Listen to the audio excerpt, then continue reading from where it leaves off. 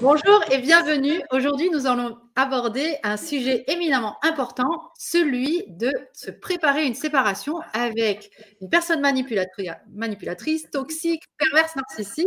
Et cette vidéo est faite pour vous si vous êtes en couple, marié ou pas, et que vous envisagez une séparation, mais que vous ne savez pas comment faire. Et pour répondre à toutes nos questions, nous avons l'honneur d'avoir Maître Héloïse Kawaishi avec nous. Bonjour Héloïse. Bonjour Sandra, merci beaucoup pour cette introduction. Je suis ravie de faire cette vidéo avec toi car c'est un sujet que tu dois traiter tous les jours avec tes clients, avec tes patients, et moi je le traite constamment également avec mes clients qui viennent soit dans un contexte déjà de séparation, la séparation est déjà effectuée, mais pour éviter de nombreuses erreurs lors d'une séparation avec un manipulateur, le mieux, c'est quand même de se préparer et de préparer la séparation. Alors, bien entendu, j'entends que d'un point de vue moral, ça puisse être parfois délicat pour les victimes de concevoir et de ne serait-ce qu'accepter qu'une stratégie judiciaire puisse être nécessaire.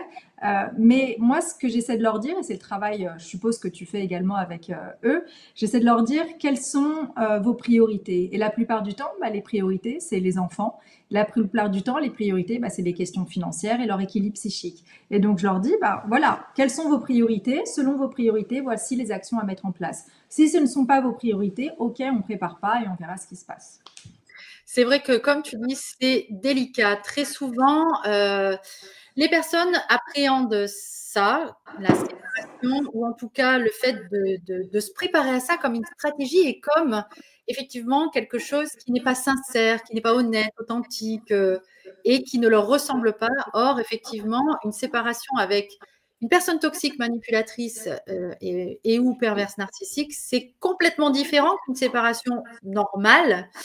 Et il faut s'attendre à se confronter à beaucoup de difficultés et beaucoup de choses que l'on va voir et dont tu vas nous expliquer, notamment les dissimulations de revenus, notamment certains stratagèmes qu'ils vont mettre en place et qu'il va falloir parer et se préparer, nous, de notre côté. Tout à fait. Et une autre remarque préliminaire, je pense, qui peut être utile, c'est que en fait, les victimes, la plupart du temps, ont une volonté de justice, elles ont un idéal de justice, et c'est tout à fait normal et sain, puisque c'est ce qu'on attend en principe de la société, d'avoir une justice qui comprendra profondément votre situation, la réalité de ce que vous avez vécu. Sauf qu'aujourd'hui, la justice n'a pas forcément les moyens de réussir cette tâche, et pour éviter cette insatisfaction que vous pourriez ressentir ensuite en tant que victime, eh bien, le mieux, c'est de se préparer et d'aller dans le cœur du sujet. Voilà. Donc, toi, déjà, comme prérequis au tout début, qu'est-ce que tu... On va dire que je vais me mettre dans la peau d'une de mes patientes. Ouais. Et voilà, je vois bien, je veux me séparer et je ne sais pas trop comment faire, par quelle boule prendre. Est-ce que je dois d'abord lui dire que je veux me séparer ou alors aller d'abord voir mon avocate? Par quoi je commence? Alors, donc, on a bien compris que les conseils que je vais donner ne sont pas applicables à une séparation dans le cadre d'une relation saine. Ça n'est pas du tout applicable. Dans une relation saine, on va parler, on va essayer de trouver des accords, on va essayer d'aller sur de l'amiable et non pas un amiable où on écrase. On va aller sur une discussion, en fait, où on respecte les besoins de chacun. Là, à partir du moment où vous êtes dans une relation avec un manipulateur, le préalable qui peut vraiment vous paraître insensé, c'est vos papiers. Parce que la plupart du temps, la difficulté première, c'est que vous n'aurez pas vos papiers d'identité, vous n'aurez pas ceux des enfants, vous n'aurez pas le livret de famille. Alors, le livret de famille, à la limite, c'est pas très grave parce que vous pouvez obtenir un duplicata par la suite lors du jugement de divorce, lors d'une séparation. Donc ça, c'est tout à fait possible. Il suffit d'aller en mairie.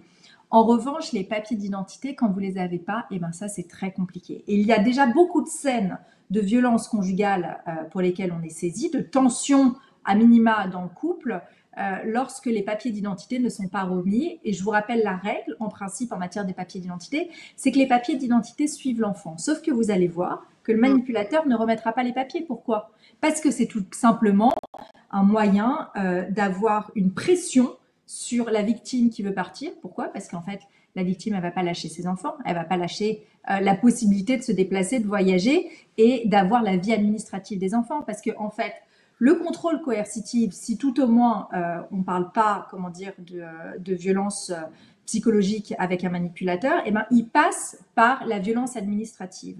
Et donc, l'un des éléments de la violence administrative, ce sont les papiers d'identité.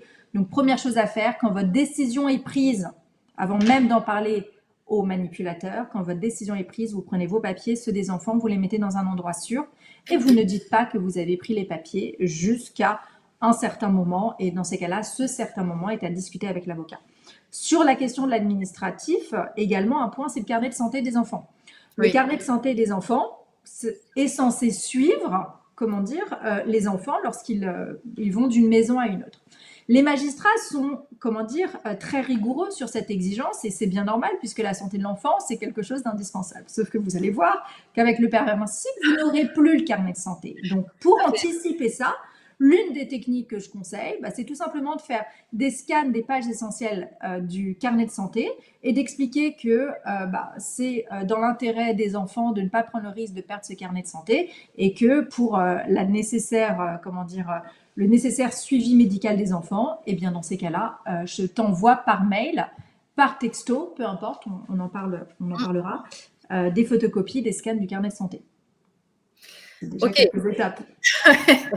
Voilà, donc c'est vrai que par rapport à ce que tu disais sur le fait dans une situation normale, alors une situation normale, c'est effectivement quelqu'un qui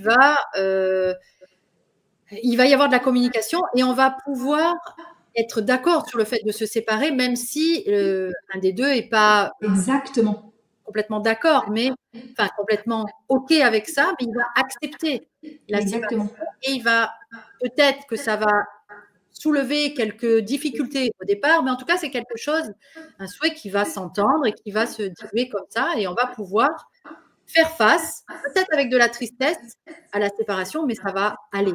Alors qu'une personne manipulatrice, alors là, on a pris le parti de dire que c'est une femme qui se sépare d'un manipulateur, mais ça marche aussi dans l'autre sens.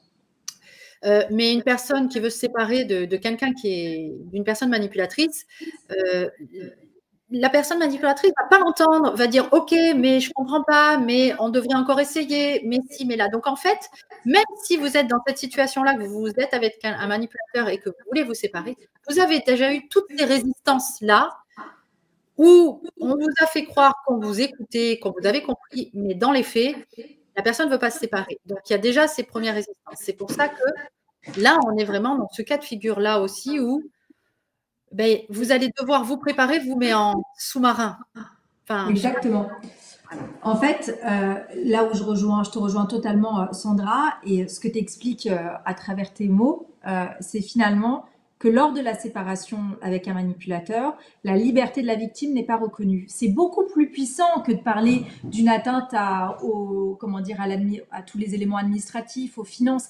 C'est votre liberté qui n'est pas reconnue. Donc, à partir du moment où votre liberté dans la séparation n'est pas reconnue, et en tant que personne, cette liberté n'est pas non plus reconnue, vous êtes obligé de vous préparer parce que cette liberté, il va falloir l'arracher de force.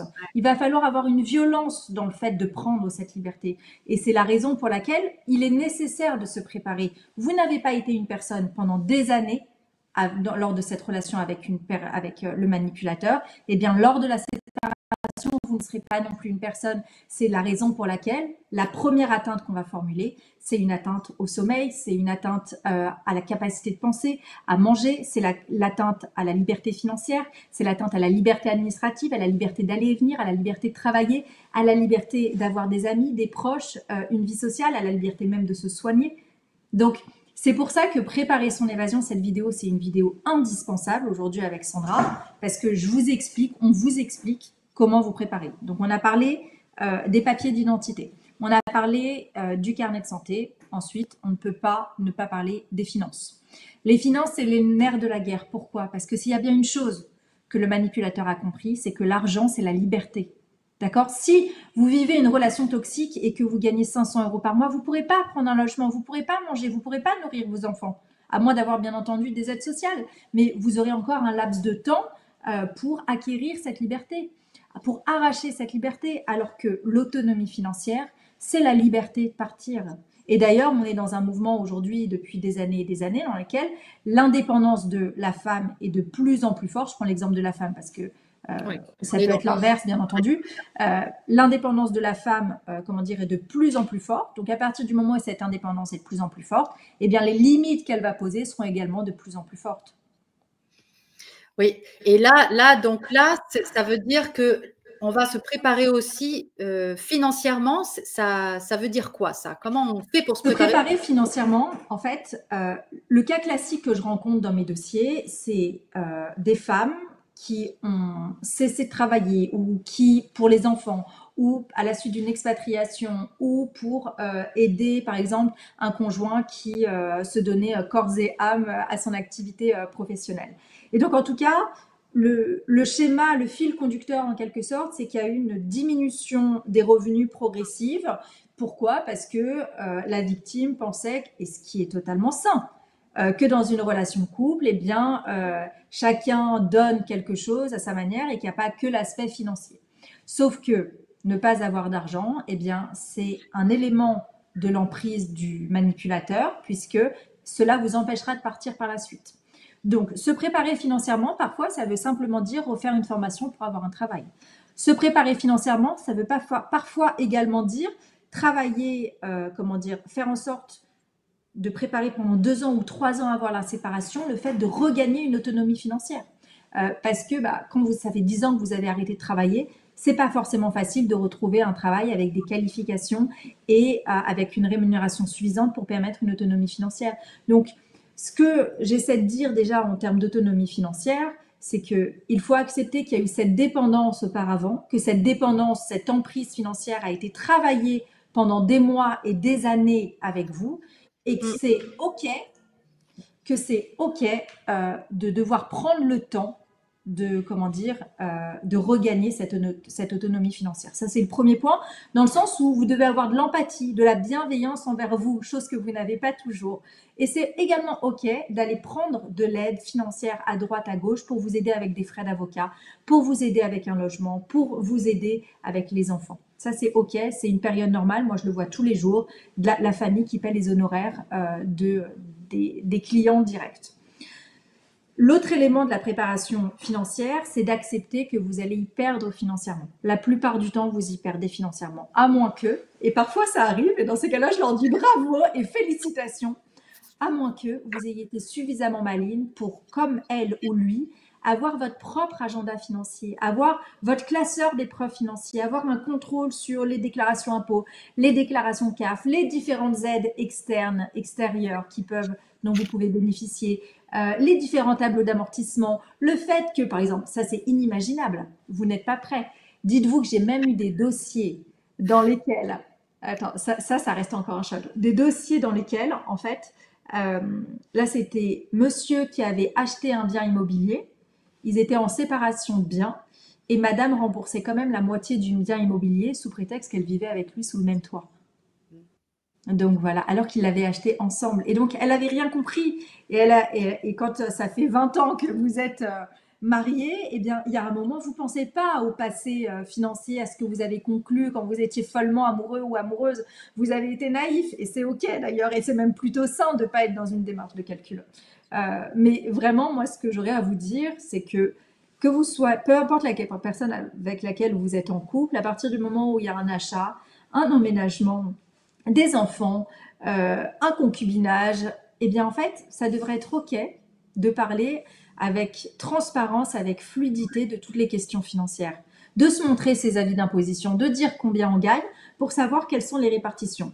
Cette proposition n'est pas valable quand il y en a un ou une qui gagne beaucoup plus d'argent et l'autre beaucoup moins, et que c'est démesuré, et ça arrive aussi. Mais quand les niveaux de vie, ce qui est le plus fréquent, sont à peu près équitables, en tout cas dans une relation la plupart du temps saine, c'est OK d'en parler. Et même, l'argent ne devrait pas être un instrument de pouvoir. Dans une relation saine, l'argent, c'est pas un instrument de pouvoir.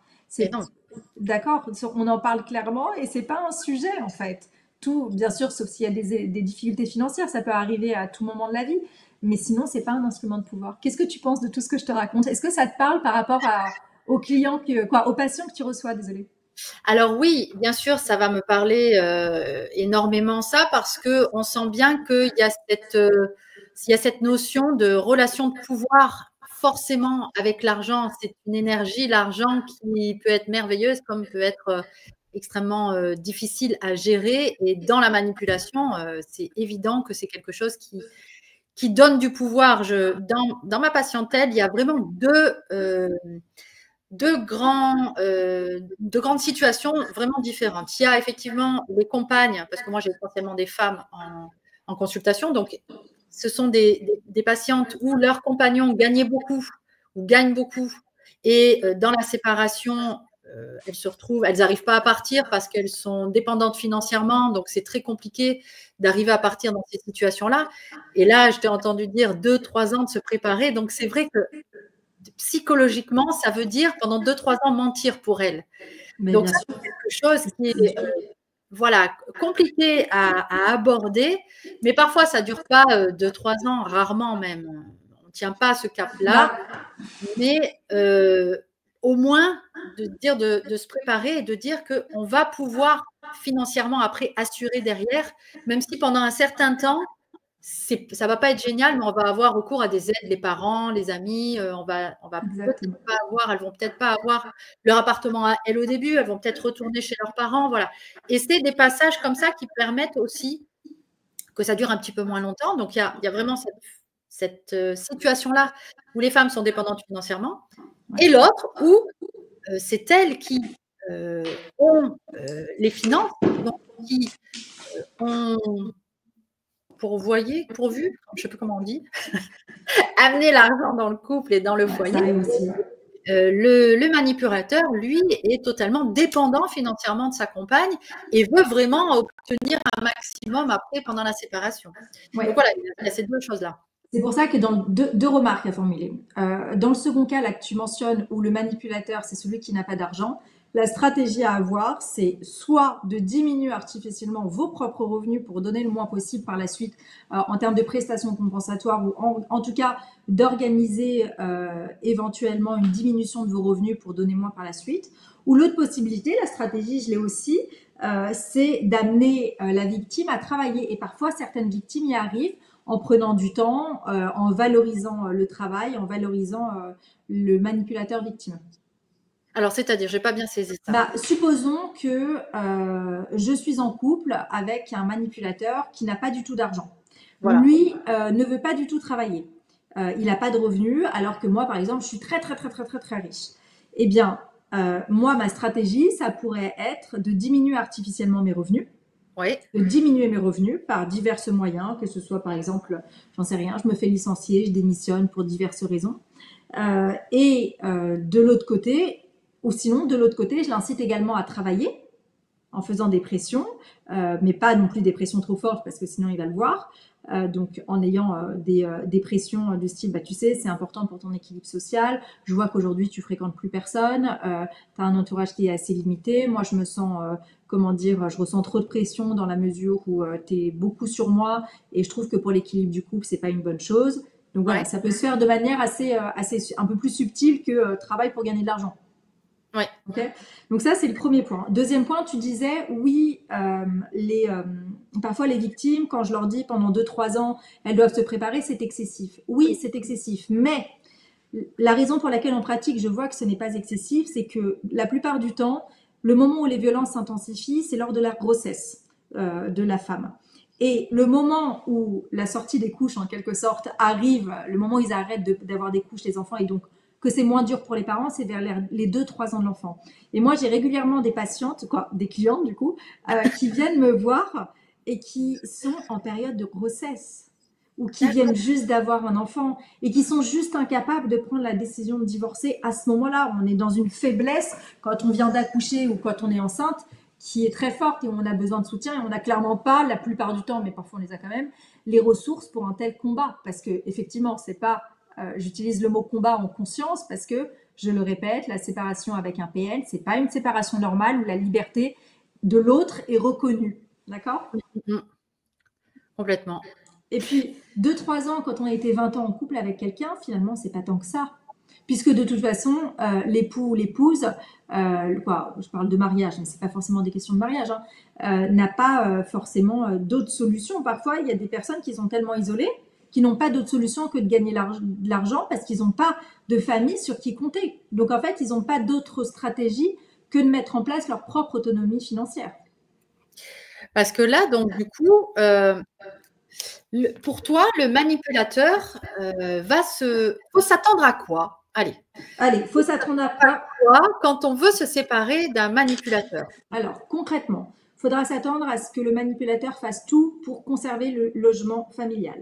Il faudra s'attendre à ce que le manipulateur explique, par exemple, que vous êtes marié, mais que le contrat de bail est que à son nom et que du coup, vous avez l'obligation de partir, il le dira aux flics, alors à la police, alors que c'est totalement faux juridiquement et que la police ne sera pas informée qu'il y a, par exemple, un principe de cotitularité du bail lorsque les époux sont mariés. Donc, ça veut dire qu'en somme, même si vous ne figurez pas sur le bail quand il y a des époux mariés, vous êtes quand même titulaire de ce bail. Sauf que la police, la plupart du temps, vire la personne quand il y a des scènes de violence conjugale en disant je suis désolée madame, je suis désolée monsieur, là il faut partir, vous n'avez pas le bail. Mais oui, mais je suis mariée, il y a un principe de cotitularité. Tu vois ce que je veux dire?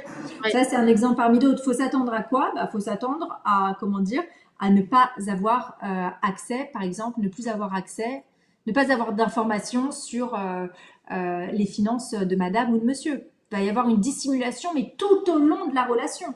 Et ce sur quoi, en fait, ce que vous n'avez pas compris aussi, c'est que la plupart du temps, je vous ai dit, le manipulateur, il a un agenda caché. Ça veut dire qu'au moment de la rencontre, au moment où il a formulé sa demande en mariage, au bout de 6 mois, si vous étiez dans une relation fusionnelle, ou au bout de 3 ans, si vous lui avez dit, voilà, maintenant, il faut que ça ait un sens, la relation, peu importe, eh bien, vous allez avoir un contrat de mariage. Un contrat de mariage, c'est très bien. Ça peut avoir tout à fait son sens, un contrat de mariage. Mais un contrat de mariage que vous signez quand vous allez avoir 5 enfants, un contrat de mariage de séparation de biens, désolé, j'ai oublié de préciser. Un contrat de mariage de séparation de biens que vous allez avoir alors que votre projet de vie dans le couple, c'est d'avoir 5 enfants, une femme au foyer, un mari qui ramène de l'argent et qui s'occupe de toutes les finances, c'est ce que j'appelle un contrat de mariage dangereux.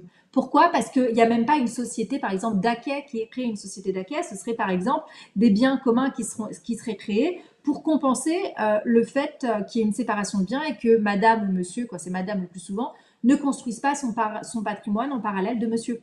D'accord? Donc, la séparation de biens, c'est quelque chose que je vois très fréquemment dans les dossiers. Ça ne veut pas dire forcément que c'est une relation avec un pervers narcissique, un manipulateur. Non. Pourquoi? Parce que moi-même, la séparation de biens, je vais la conseiller en présence, d'un chef d'entreprise, parce qu'il y a quand même des risques. Je vais la conseiller également quand il y a des patrimoines qui sont très importants, ou quand c'est tout simplement OK entre les parties, qu'elles l'ont choisi, et que c'est naturel pour eux de ne pas prendre de risques, financiers, dans la mesure où on connaît le taux de séparation et le taux, de personnes qui ne sont pas fondamentalement heureuses dans leur séparation. Donc, de prime abord, ça ne paraît pas surprenant de vouloir signer un contrat de séparation. De toute façon, c'est ce qu'on voit systématiquement et dans nos vidéos, c'est ce qu'on dit systématiquement, c'est la répétition et c'est un contexte global qui forme Exactement. chaque élément. Pris isolément, ce n'est pas choquant, mais l'ensemble, effectivement, crée du toxique. Exactement. Et là, c'est tellement vrai ce que dit Sandra, c'est qu'en fait, vraiment, on le redit tout le temps sur les vidéos, vous n'arriverez pas à expliquer les violences la plupart du temps à des personnes qui ne seront pas formées, puisque si vous expliquez un élément du puzzle, eh bien, elle va se dire, mais c'est juste un élément du puzzle, en fait, ça, c'est pas des violences. Et donc, en fait, c'est l'ensemble du puzzle, c'est toutes ces micro-violences qui sont très difficiles à expliquer, qui vont caractériser les violences. Autre élément, lors de les séparations, on a parlé un petit peu, des enfants, on a parlé un petit peu de l'administratif, on a parlé un petit peu des papiers. Concernant les enfants, comment ça se passe concernant les enfants? Mettez-vous dans la peau du manipulateur. Le manipulateur, à ce moment-là, il voit sa proie partir. Vous imaginez sa souffrance. Il se dit que son équilibre psychique va être atteint. Et que pour compenser le fait qu'il soit en train de perdre, en quelque sorte, cette stabilité qu'il avait potentiellement trouvée pendant des années, eh bien, il faut qu'il cherche tous les moyens de remettre en place cette emprise. Donc, on a parlé des papiers, on a parlé de l'argent, mais les enfants seront également un moyen de remettre en place cette emprise. Donc, comment il va faire? Si, par exemple, vous avez consacré votre vie et effectué pas mal de sacrifices envers les enfants, vous avez sacrifié, par exemple, en partie votre carrière professionnelle, ou simplement que les relations sont excellentes avec vos enfants, eh bien, il va taper là où ça fait mal. Il va se mettre à être proche des enfants. Il va se mettre à faire du love bombing envers les enfants, alors par exemple que pendant des années, il s'en est pas occupé. Alors ça, c'est le grand classique. Et pourquoi il va faire ça? Non seulement pour le maintien de l'emprise, mais aussi pour avoir une garde alternée. Parce que s'il y a une équivalence de revenus, ou une personne qui a des revenus un peu moins importants, celle qui part ou celui qui part en général, eh bien, dans ces cas-là, ça lui permettra, s'il obtient une garde alternée, d'avoir une diminution de la pension à verser. Donc là, les enfants c'est non seulement un moyen d'atteindre euh, la personne qui part, le plus souvent la mère, là dans l'exemple qu'on prend là depuis tout à l'heure, ça lui permettra de donner moins d'argent à la mère, et puis ça la permettra quoi, in fine? L'enfant sera le seul lien, une fois la séparation effectuée, entre les deux parents.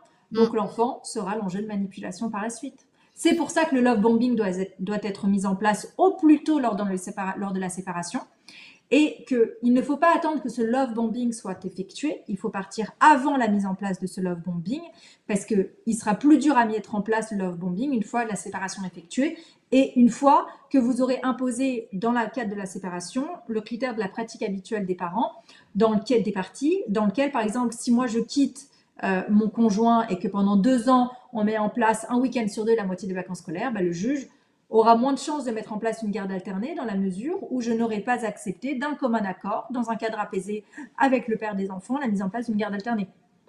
D'accord? Donc la fermeté est quelque chose de très important. Or, vous allez être face à quoi lors de cette relation?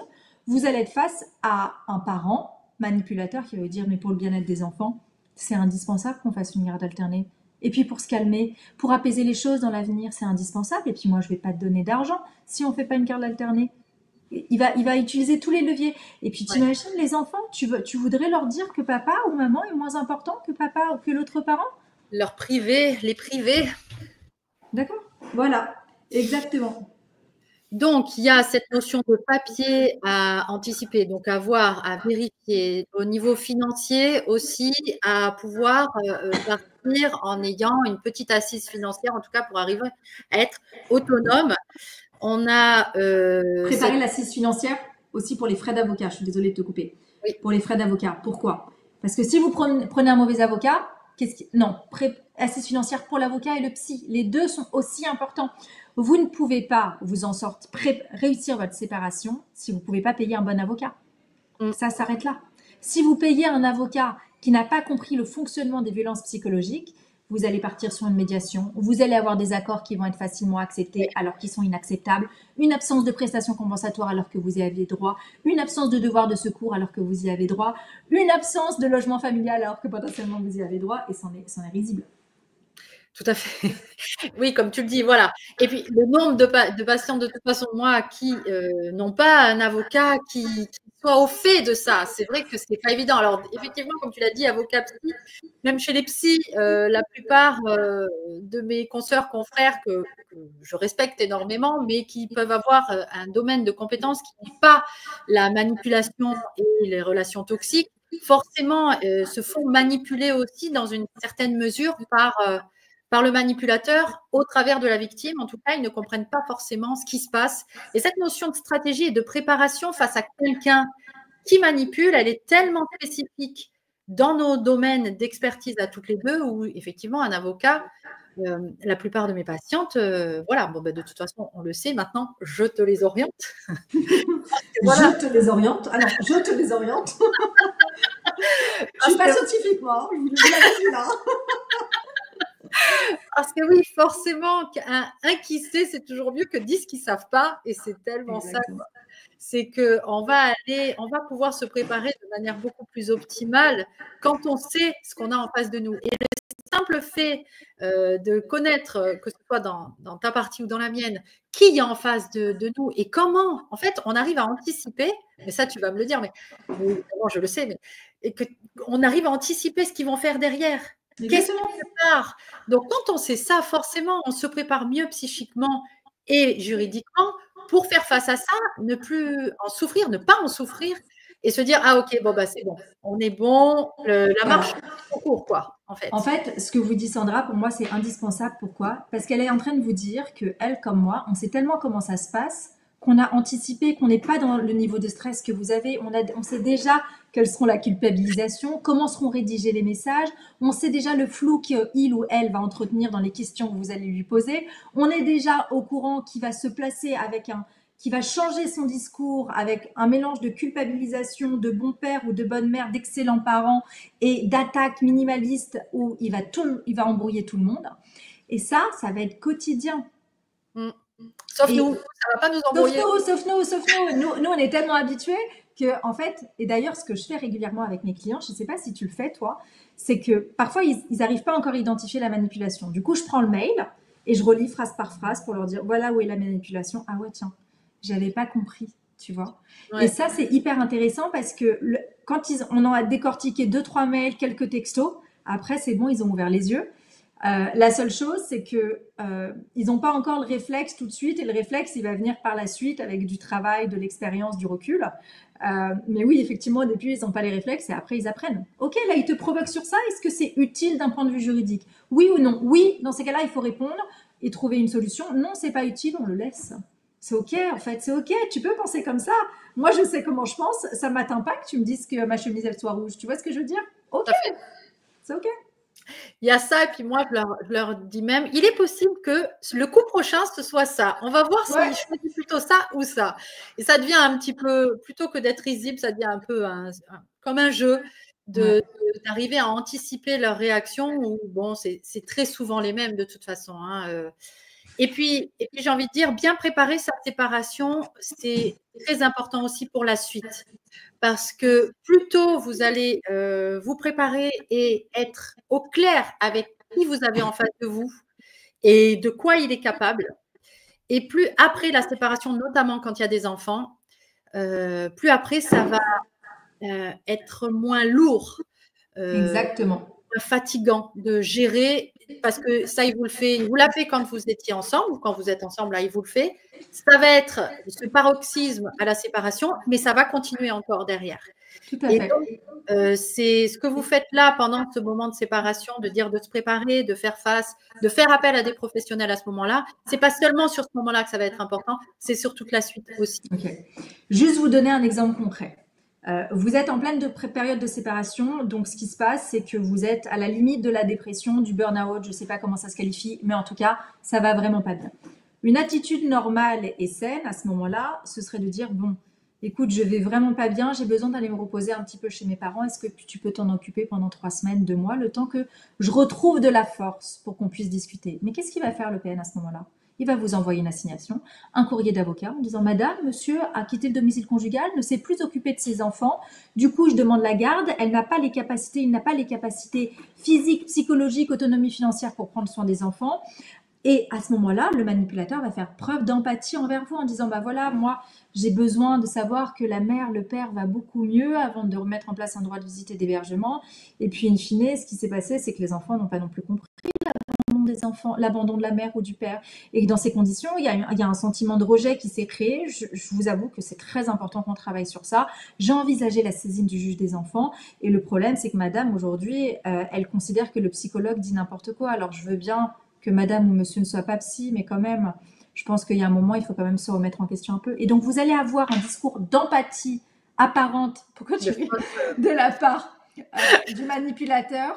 Et ça, mais vous imaginez pas le nombre de dossiers que j'ai. Alors, il n'y en a peut-être pas non plus énormément, mais il y en a quand même quelques-uns. Et on se dit, mais mon Dieu, les victimes ont reçu ce discours, ont fait confiance parce qu'elles n'avaient pas encore compris. Elles perdent la garde des enfants. Une mère, un père qui abandonne les enfants, alors surtout les mères, si elles abandonnent les enfants, c'est très dur de les récupérer par la suite. Parce qu'alors là, c'est vraiment le rouleau compresseur de l'empathie qui va être mis en place avec que des arguments qui seront parfaitement entendables d'un point de vue juridique.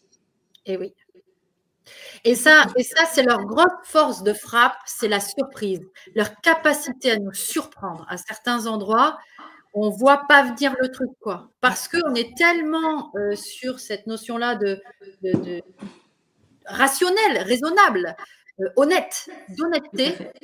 Et c'est là, à la séparation, où on voit combien l'autre est malhonnête, en vérité. Exactement. La malhonnêteté, je le dis, à quoi vous attendre lors de la séparation? La malhonnêteté va jusqu'à la simulation de violence sans aucune difficulté. D'accord? Je l'ai dans plein de dossiers. Des simulations de viol, des simulations de coups, des inventions sur des téléphones portables qui sont cassés, des objets qui sont lancés au mur, mais avec de la manipulation de preuves. D'accord? J'ai des gens qui s'automutilent. Je l'ai tout le temps. Ok? Donc, c'est inconcevable pour vous de penser ça, sauf que vous devez comprendre que le manipulateur va agir de manière proportionnée au traumatisme que vous créez en le quittant. Vous perturbez fondamentalement son équilibre parce que vous n'avez pas compris que vous êtes son équilibre. Alors qu'une personne sensée, une personne saine, elle s'équilibre à peu près soi-même. Elle n'a pas besoin de quelqu'un pour se réguler en quelque sorte. Mm. Lui ou elle, quoi, le pervers narcissique, le manipulateur ne fonctionne pas comme ça. Vous étiez sa proie pour avoir une existence, pour exister. D'accord? Et donc là, vous partez. Donc vous imaginez dans sa tête ce que vous faites, c'est inacceptable. Vous êtes en train littéralement de le tuer. C'est pour ça que la décompensation narcissique, c'est quelque chose qui peut être potentiellement très grave par la suite. Et que quand on a des scènes de violence conjugale, c'est de la décompensation narcissique la plupart du temps. En tout cas, quand elle est initiée par le pervers narcissique. Parce que la victime peut également être amenée, et ça c'est l'autre risque, peut être amenée à être violente physiquement. Pourquoi? Parce qu'il y a un moment, quand on n'arrête pas, de vous provoquer, que vous n'avez pas pris le recul, que vous n'avez pas suffisamment analysé en interne qui vous êtes, votre manière de fonctionner, que vous êtes encore dans la réaction, eh bien en fait, vous aussi, vous pouvez vous retrouver en correctionnel avec des comportements très graves et un casier judiciaire.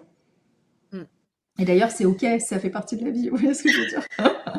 On fait ce qu'on peut. C'est ce qu'on peut retrouver après, encore une fois, comme je te disais en back-off, mais cette notion-là de non-présentation des enfants aussi, le fait que le manipulateur exprime que la maman qui n'a pas voulu présenter ses enfants, alors pour une raison ou pour une autre, soit parce que les enfants se roulaient sur la table, parce qu'il ne voulait pas y aller, soit parce qu'à ce moment-là, ça n'a pas pu se faire, il va se saisir de n'importe quoi pour pouvoir mettre l'autre en défaut, pour pouvoir vous mettre en défaut. Même Exactement. si c'est énorme, même si c'est pas cohérent, il le fera. Et pourquoi il le fera? Parce que son objectif, ce sera d'entretenir le fait que vous aviez la capacité de douter et une incapacité à poser des limites saines. Donc, comme il sait, il connaît votre faiblesse, il appuie là où ça fait mal. Tout simplement. Et il va continuer. Et ce que tu disais, Sandra, aussi sur la question de la surprise, c'est un élément indispensable. Pourquoi? Parce que si je crée maintenant un élément de surprise en disant hey Sandra, il y a un éléphant derrière toi, eh bien, en fait, tu t'y attends pas. Tu peux pas réagir. Tu n'as pas le temps d'analyser que le cadeau, il est déjà arrivé, je t'ai surprise, tu n'as pas pu penser. L'horreur arrive. Alors, comment ça va se manifester, cette surprise? Du jour au lendemain, il va y avoir un décès inventé dans la famille. Du jour au lendemain, il va y avoir une maladie qui va arriver. Du jour au lendemain, il va y avoir une infidélité, mais par exemple, genre avec un membre de la famille, un truc mais vraiment très sale, mais inconcevable. Vous allez avoir un contrôle fiscal qui va arriver en vous disant mais attendez, j'ai jamais géré les finances, mais j'ai le contrôle fiscal quand même.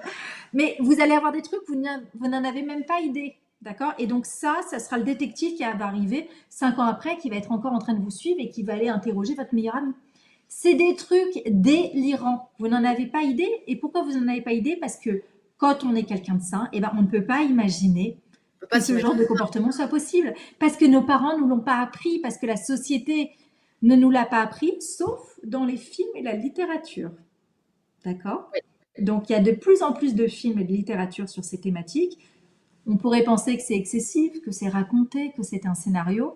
Alors moi, je peux vous dire que j'ai plein de films que j'ai vus où je me disais, bon, en fait, ils vont penser qu'ils sont dingues, mais en fait, je l'ai vu. Mais en fait, oui. Ouais. Et je tiens à dire aussi quelque chose, c'est que même moi, en tant qu'avocate, ma volonté, c'était pas de me dire, tiens, je vais préparer les gens à la rupture. Voici comment se comporter quand on va avoir une rupture. J'étais même moi aussi dans une démarche, d'importance de sincérité, de transparence. Il y a un sentiment, comme en quelque sorte, de jouer avec la justice en faisant ça. C'est pas quelque chose qui paraît fondamentalement noble. Vous voyez ce que je veux dire? Et pourtant, en fait, maintenant, mon critère, c'est de me dire, qu'est-ce qu'il a le plus important pour les enfants et pour la personne que je défends. C'est ça mon critère. C'est pas mon idéal de justice. C'est pas moi l'idéal de justice, c'est les juges l'idéal de justice. Vous voyez ce que je veux dire? Tu vois ce que je veux dire? Complètement. Donc oui, c'est là, vous avez quand même des conseils ultra précieux dans cette vidéo-là pour vous préparer le mieux possible à cette séparation. Moi, j'ai envie de résumer. J'aimerais qu'on résume cette vidéo aux différents aspects que l'on a abordés et ce sur quoi, voilà, si là maintenant, à la fin de cette vidéo, qu'est-ce que je dois mémoriser, quel est ce dont je dois me rappeler et par quoi je dois commencer? Qu'est-ce qu'on pourrait dire? Ok, un, papier administratif, il faut les avoir. Deux, avoir toutes les informations financières concernant les personnes. Trois, cacher vos propres informations financières pour conserver le propre secret de vos informations. Ne pas donner accès à votre téléphone, à vos mails. Changer absolument tous vos mots de passe. Ne pas informer de là où vous allez, de votre emploi du temps. Faire en sorte d'aller chercher les enfants. D'avoir des preuves que vous en occupez. Ne laissez pas le manipulateur s'occuper des enfants et lui laisser le temps de faire du love bombing. N'attendez pas pour saisir le tribunal parce qu'il utilisera le temps pour rassembler des preuves et continuer votre soumission et votre incapacité à penser. Allez prendre un excellent avocat en droit de la famille, un excellent psychologue en matière de violence conjugale. C'est déjà quelques éléments qui peuvent vous aider. Super. Et j'aimerais juste revenir vite fait sur la notion de preuve. Oui. La notion de preuve, qu'est-ce qui caractérise une preuve? Alors, c'est très compliqué parce qu'en fait, il y a un critère juridique qui est celui du faisceau d'indices parfois. Parfois, en fait, on n'a pas une preuve directe, mais on a plein d'indices qui laissent penser, si on les rassemble tous ces éléments ensemble, qu'une preuve pourrait être constituée. Mais les preuves que je préfère, moi, au tribunal, ça va être des échanges écrits, ça va être des photos, ça va être des certificats médicaux, ça va être des dépôts de plainte, des mains courantes, ça va être des tiers qui vont attester, les maîtresses, les psychologues, ça va être les voisins qui vont attester, ça va être l'entourage professionnel. Les parents, les frères, les sœurs, c'est pas toujours une bonne chose parce qu'en fait c'est un petit peu léger pour caractériser une situation. Mais ça, c'est déjà des éléments qui peuvent être utiles. Et bien entendu, la question des audios, des enregistrements sont valables. S'ils ont été acceptés ouvertement par l'autre partie. Donc ça veut dire en gros, Sandra, je t'informe que je t'enregistre, donc je vais utiliser cette preuve. Là, tu pourras pas t'y opposer puisque tu as accepté qu'on enregistre pour que ce soit diffusé en ligne. En revanche, si la preuve, si je t'ai enregistré et que je le publie et que je t'ai dit, je t'avais pas dit Sandra, en fait j'enregistrais, j'avais l'intention de le publier, là tu vois qu'il y a un souci, d'accord? Surtout si tu te mets à insulter, faire ce genre de choses, parce que j'aurai la preuve d'une infraction pénale qui a été commise dans l'espèce. Donc ça, c'est le premier point.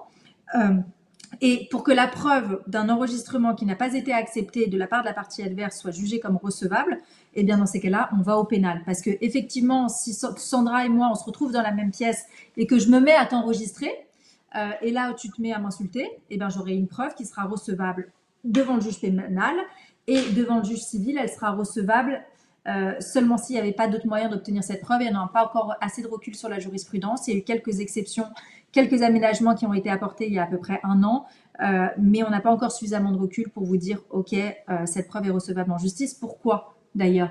Pourquoi le fait d'enregistrer des conversations n'est pas admissible dans un cadre civil? Tout simplement parce qu'on ne vise pas à protéger l'intérêt de la société, on vise à protéger des intérêts privés dans le cadre d'un procès civil devant le juge des affaires familiales, mais également parce qu'on a besoin d'avoir des rapports de confiance avec les gens. On a besoin de se dire, ils ne sont pas en train de m'enregistrer et être totalement parano, c'est quelque chose qui use. On n'a pas envie d'avoir ce type de relation. Ok, donc toi, tu préconiserais pas forcément d'enregistrer, de faire des audios? Si, je pense qu'il faut le faire, mais pas seulement d'un point de vue probatoire. À un moment, l'objectif aussi de ces audios, c'est de se replonger dans le moment venu, d'ailleurs les utiliser avec les écouter avec le psy ou l'avocat, en disant, en fait, comment je les analyse, qu'est-ce que j'en pense quand 6 mois après, je les réécoute, est-ce que j'ai été victime de violence? Ah mince, en fait, j'ai été victime de violence et je l'avais pas compris. Ils servent aussi à ça, les audios. Il faut pas tout voir non plus selon le prisme juridique. Ok, super. Alors nous voilà d'accord. C'est vrai? Oui. Okay. Toi aussi, tu fais ça avec tes patients? Je leur dis de filmer potentiellement aussi et de faire des audios.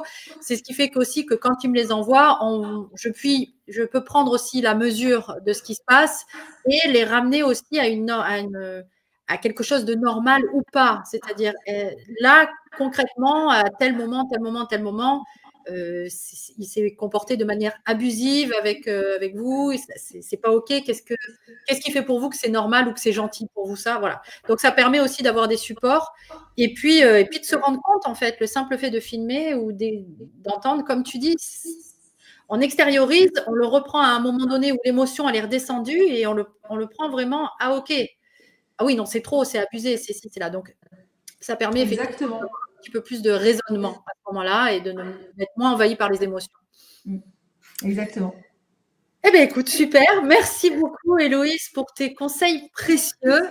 Merci Sandra pour l'invitation. Je suis ravie d'être intervenue sur ta chaîne. Oui, et sachez qu'on va réitérer ces vidéos. On va en faire d'autres. Donc, n'hésitez pas en commentaire à nous mettre aussi les sujets que vous aimeriez que nous abordions toutes les deux. Merci aussi pour votre présence, vos commentaires, la chaîne. Il y a de plus en plus, vous êtes de plus en plus nombreux et nombreuses à vous abonner. C'est super, c'est génial. Merci beaucoup. Je suis très contente de pouvoir vous proposer ce type de contenu pour vous aider à avancer toujours plus. Je te dis à très vite, Héloïse, et à très vite. Bye bye Sandra. Ciao, ciao. Bye bye.